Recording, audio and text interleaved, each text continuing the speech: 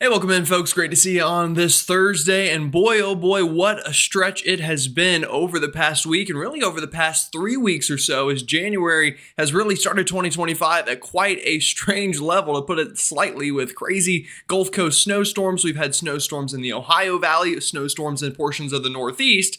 Now the question is, what's next? And that's what we're going to answer in today's video. But for now, a little bit of a lull, still cold out there, brutally cold in some places, but the storminess is going to come down just a little bit over the next 5 days or so. Now, once we get after that, once we start getting towards the end of January and that transition into February, that's when I'm watching the potential for another major winter storm that could impact portions of the country. And that's what I'll give you the latest information on in today's video. Now, if you're new to the channel, welcome. My name is Gerald. I'm a meteorology major at the University of North Carolina, Charlotte. And if you haven't already, go ahead and like the video, subscribe, and hit that bell for the latest notifications. Again, the weather train never stops here. Although we just had a crazy pattern and it's a little bit more quiet right now, it's not going to stay that way forever. So you're going to want to, again, have a way to be notified about that next big storm potential and when it could be and who could see it. All right, folks, with that said, let's go ahead and dive right on into kind of some of the data here. And I just wanted to start with a little recap because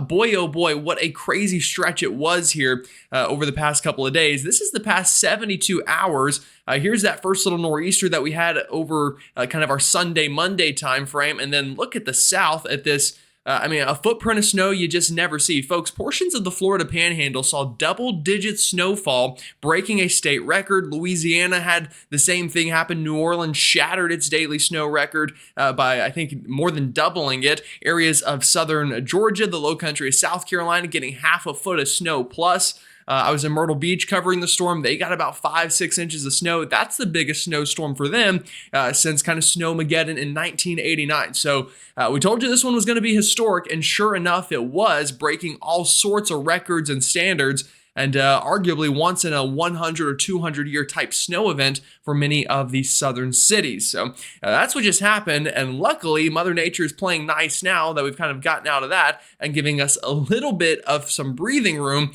in the forecast. However, it is still very cold out there, and you can kind of see that here. This is our upper level, water vapor loop. By the way, I'll go ahead and throw this in here now. If I trip up any words, it has been quite a couple of days, so I am very tired. And I'm going to fight through this, but just to kind of give you that heads up right here at the beginning, but still fighting this very cold air. And the kind of way we know this is you see down here where we have these kind of brighter colors. This is our jet stream, and the jet stream dipping all the way down into the Gulf Coast. That's what brought kind of that crazy winter weather down there. And up to the north is where all of that cold air continues to lie. Now, storminess is luckily back down now. We had the big storm track through. Now, mainly high pressure dominating the pattern, and that's preventing any kind of big storms from working on through. However, don't get too excited, because I am watching again the potential that by the time we get to the end of January and start to February, things once again could get quite active. So let's first of all talk a little bit about the near term, and then we'll start diving into that bigger storm threat here during the second bit of the video. But right now, what we're seeing out there, this is our height anomaly map. Again, we show this all the time on the channel. Basically just shows where we have pockets of cold air and warm air. Now, a little bit warmer out west. You see this red here. This is a little bit of a ridge kind of flexing its muscles here and keeping things warmer on the west coast. But then on the opposite side of that, here's that big trough that is continuing to just kind of lock in this cold air through much of the eastern U.S. We had some single-digit lows in the Carolinas today on top of that snowpack. So it's still definitely winter, even if the snowstorms have kind of moved on out of here. Now, what's going to kind of happen over the next couple of days is this big trough is going to continue to hang around, but slowly get kicked on out of here by Friday night into Saturday. And it'll remain chilly, but won't be nearly as, I guess, record-breaking cold as what we're seeing right now. Then after that, I'm watching some northern stream energy and some southwestern energy. So we're going to pause the map here. This is Saturday evening. Here's this little northern trough. This is going to try to swing some snow through the northeast, and then check out this piece of energy that kind of gets dislodged and thrown back towards California. That is really good news for the wildfires out there. This could finally spark up some rain. Now, unfortunately, it's also going to kick up the wind a little bit, but there are some signs that we could see some rain down here into Southern California out of this by early next week. And obviously, that's something that we're going to hope for, continuing to pray for those folks down there. Sorry, I just smacked my microphone. In fact, we had another big fire outbreak yesterday in a slightly less populated area, but still, people are being evacuated for that one. So any sort of rain that we can get out here would be good. Now, like I also said, the problem with this is the winds are probably going to get picked up ahead of time, but in kind of the second stage of the slow pressure should hopefully bring some snow and some rain to some areas that could desperately use it right now due to those wildfires. And you can see as we continue ahead into time, by the time we get into early next week, this is when the stage gets set for, I think, the next big winter storm potential. And again, we'll dive into it more in depth, but just a sneak peek right here. Southern stream energy and a big block of cold air to the north. If these two can combine, we'll be looking at another winter storm before the month is over. Like I said, though, before we kind of jump into all that, let's time out the near term a little bit. Let's talk about this kind of western piece of energy first in the near term. So this is tomorrow morning in the west. You can see some of that mountain snow getting kicked up as that energy gets dislodged and thrown back towards California. We've got snow in Montana, Idaho, into Wyoming. This gets all the way down into Utah, Nevada, even into portions of Colorado, seeing some of that snow by Saturday morning. And then this is into Saturday afternoon, folks. And probably even more like Saturday morning West Coast time. But notice this low pressure finally getting offshore, picking up some of that Pacific moisture and throwing it right back into Southern California, right into the LA area. And that's what we're going to hope for. We can get some of that rain, hopefully help the firefighters in any way we can with that. And that will be the big hope for you folks out there with kind of this little western piece of energy, at least within the next couple of days. Again, this is Sunday afternoon. This would be January 26th. So not far from now, hoping that rain can really help us out in the west. Now, the east, we're not done either. And I know my folks up in Michigan, Wisconsin, the Midwest are like, well, Gerald, where have you been? You've been talking about everyone except for us for what seems like forever. Well, it's been kind of just a normal winter pattern for you. Some light little clipper systems, no big major storm systems. And I think that continues through the next couple of days. But now that things have calmed down elsewhere, let's go ahead and break it down for you a little bit more in depth. So this is this afternoon. Already seeing a little bit of northern stream energy up here. You can see some of that snow into portions of East Canada, down into Michigan, Wisconsin, up into the UP of Michigan, and then down into the state of Indiana, even seeing some light snow out of that this afternoon. Now, I think all of this kind of crosses through by overnight tonight. The lake effect machine will continue to produce big totals into the western shores of Michigan, up into the UP of Michigan. We've got some snow, lake effect and lake enhanced snow into Ohio, up through Erie, Buffalo, the Tug Hill, who has just gotten blasted by heavy snow recently, continuing that trend. This would be overnight tonight into tomorrow. And we'll skip this ahead to about the time we're waking up tomorrow morning. Not expecting any snow from this in the I-95. Again, this is kind of northern stream energy. It's moving down. It's getting kind of invigorated a little bit by the lakes and then hitting the apps and just kind of dumping snow on places like West Virginia. Could even get into the foothills of Kentucky, maybe portions of East Tennessee, seeing some flakes out of this setup, but not really much from Baltimore up through Boston as the mountains are kind of keeping it dry where you're at. But stay tuned. Again, later in the video, we'll talk about that next storm threat that could potentially bring the Northeast back into play by the end of the month. All right, we'll keep it ahead. This is into Friday afternoon, another piece of kind of northern stream energy. This one a little bit more potent. This gets us into Saturday morning. Notice kind of these little embedded short waves up here. This could potentially kind of produce some wintry weather at a higher end scale. So maybe less snow showers and more periods of moderate snow possible out of this by Saturday. And that could really up the snowfall totals. And that gets us all the way into Saturday afternoon. But you notice, like I showed you in the upper level map, most of this trough is up into Canada. It's just kind of clipping the northern tier of the U.S. So places like Michigan, Wisconsin, up into Minnesota, and then into the interior Northeast are going to be the most likely to benefit from a pattern like this. All right, so let me show you this. This map is the chance of at least an inch of snow falling over the next 72 hours. So basically the time period I just showed you, and as you can kind of see here, it matches up pretty well with what I showed you. The UP of Michigan, let me pick a color, you can see it a little bit better, hopefully this one maybe. Yeah, the UP of Michigan, down into the western shores of Michigan, going to get some good snow, high probability of at least an inch. Up into northern Minnesota, could get clipped by some snow over the next couple of days. Eastern Canada, very high percentages into Ontario.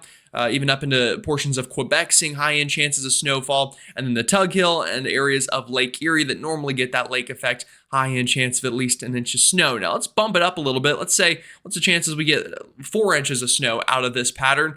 Much lower in areas outside of lake effect. So that kind of tells me, again, this is more of just a clipper setup. Nothing big, but still some of us could get 4 or 5 inches of snow here into the northern bit of Michigan here. Let's zoom in here, just outside of Traverse City, south of Bay Harbor into Gaylord, Michigan, and kind of this corridor in here going to have the highest probability of seeing big snow. Out here into Canada, again, just off the shores of Lake Huron into Ontario, going to see some pretty good snow, even on both sides of the shore here. Kind of the southern shore and the more northern shore could see some of that snow. And then the Tug Hill just south of Watertown, likely to get some pretty good snow out of this pattern. All right, so that's kind of the near term. Let's go ahead and talk about the more medium term. Now, the near term, we kind of summed that up with hopefully some rain out west and some little northern stream energy in the east. The medium term, I'm going to characterize more with near misses. We're going to get a lot of kind of close calls for some stormy weather or snowy weather, really. And then we get to the long range, and that's when I think we have a bigger threat. But let's time it out for you just a wee bit here and get to about where we left off. So this is let's start at Monday morning. Here we go, Monday morning. So not a lot happening on the map. You see up here, this is a block of really cold air into Canada. We're getting a little bit more zonal flow across the lower 48. So that's going to warm us up a little bit more.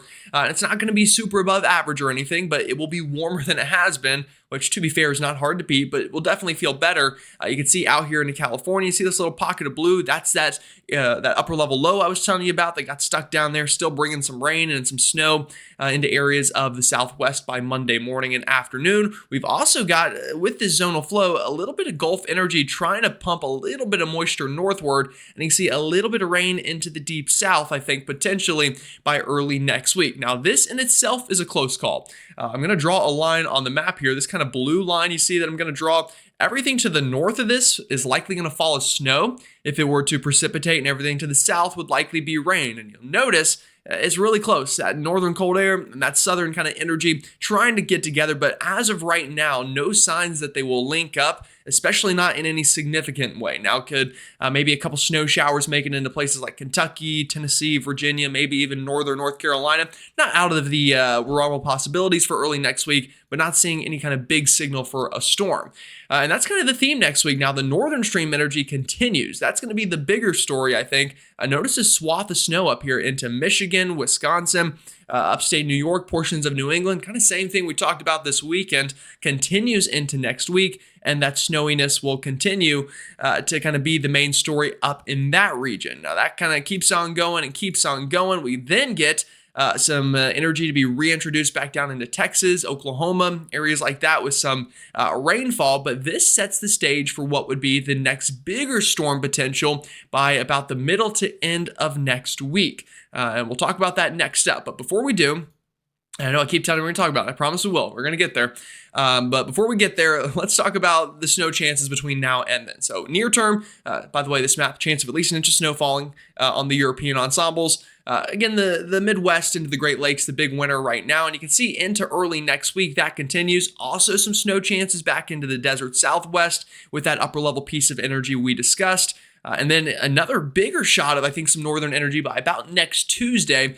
So this one could be the one that really drops bigger snow totals, especially up into eastern Canada. I haven't seen a whole lot of snow in here this year. In fact, I saw some statistics yesterday. New Orleans, Louisiana, yes, on the Gulf kind of the Gulf Coast of the U.S. down here, has seen more snow than many major Canadian cities so far this winter. So it has been topsy-turvy flopped for whatever reason, 2025 so far.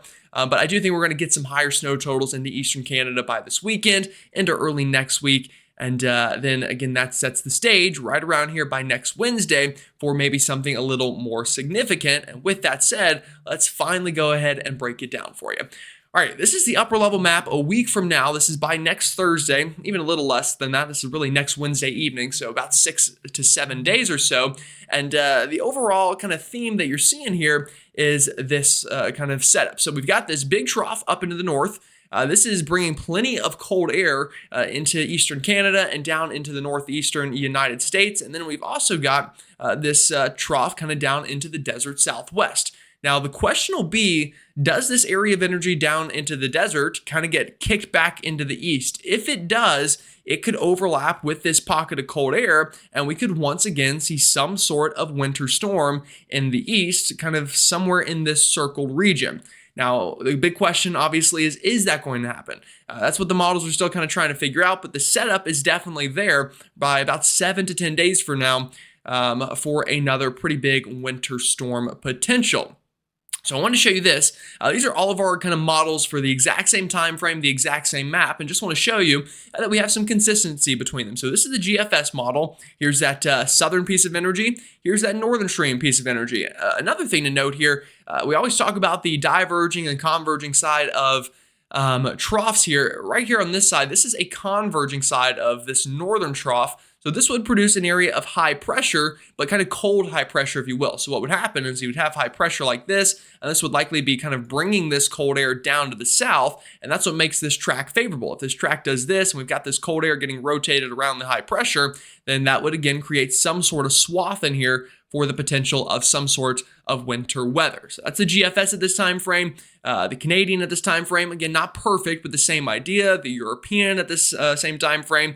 You get the idea, folks. We've kind of got the southern stream energy, the northern stream, even the Euro AI model looks pretty similar to all of these. I'll even show you the icon right here. So you get the point. The model's in agreement that the setup is there. Now, are they in the agreement that something will come from the setup? Well, let's start. We're going to start all these models Wednesday morning, January 29th. Here's the GFS. You'll notice that southern stream energy getting active, producing some rain and showers and maybe even some storms. And eventually what happens is all of this southern energy kind of gets compressed down. Here's that northern energy bringing that high pressure, that convergence I told you about. That's bringing our rain snow line quite far south once again. So here's the rain snow line in black. Look at all of this precip just to the south. Now on the European model, or the GFS model, which I'm showing you here, if I keep this going ahead, notice eventually they overlap. We can get some wintry weather in South Carolina again. This is about a week and some change from now. By next Friday, we've got snow again in Texas, and then the GFS kind of cranks this up a little bit, and in the long run tries to get this up into the northeast. So